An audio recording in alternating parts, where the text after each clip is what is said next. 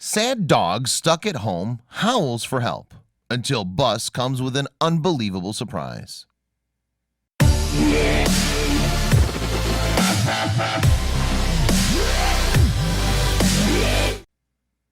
Leanne thought taking care of a pet would be easy. What more could they need than food or water? She never expected her pooch to have this condition. Marlowe howled at the front door.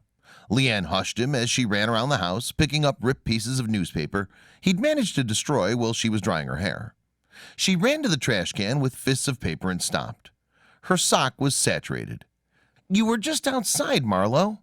He pawed at the skirting board in the kitchen. She was tired. She thought puppies got easier as they got older. She was wrong. An engine roared outside. It was time to say goodbye. Leanne had always wanted a puppy. Ever since she was a little girl, she envied those she passed on streets. Her mother eventually forbade her from approaching strange dogs after she caught her feeding a stray hanging around McDonald's when she was 7 years old. As time went on, her desire didn't diminish. And once she became of age, she only had one thing on her mind. Leanne had a stable job and an impressive income. She wasn't interested in starting a family, but she wanted a companion. What was the point in working so hard when you had no one to come home to? Her home felt bare and empty. She woke up and fell asleep to silence. Then one morning on her way to work, she found a lonely, four-legged puppy.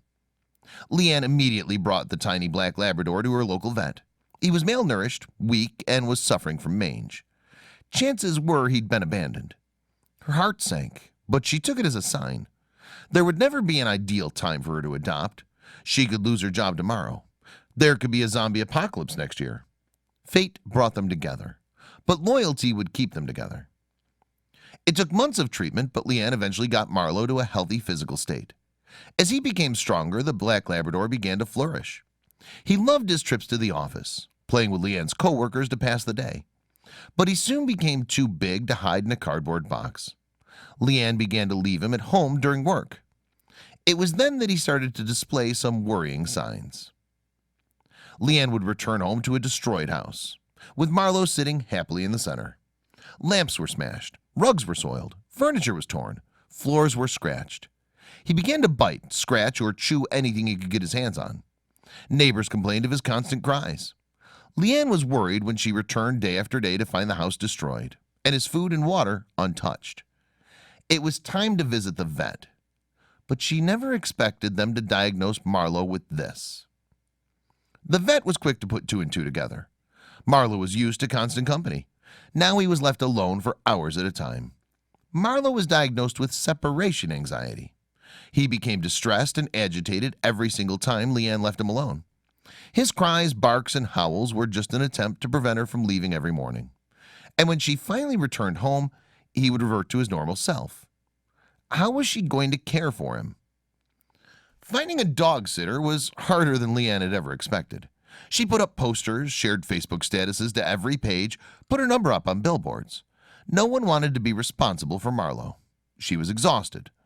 Marlowe was still using their home as his own personal rec room, and he was getting worse with every passing day.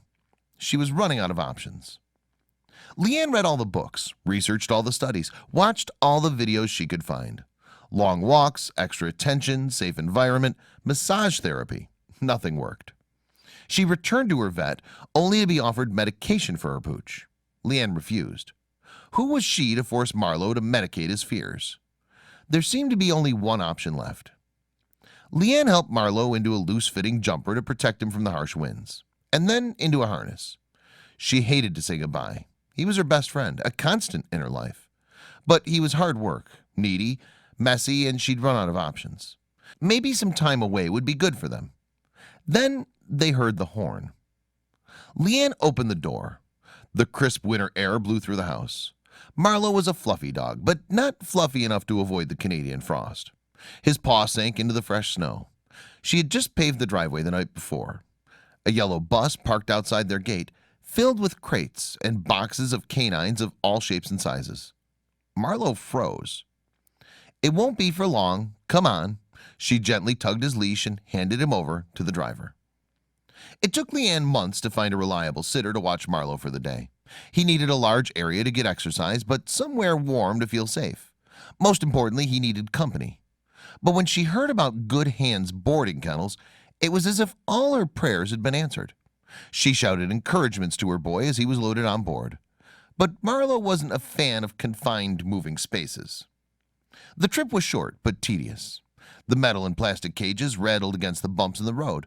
Marlowe couldn't stop the shaking. He lay down like the other pets, hoping the journey would end soon.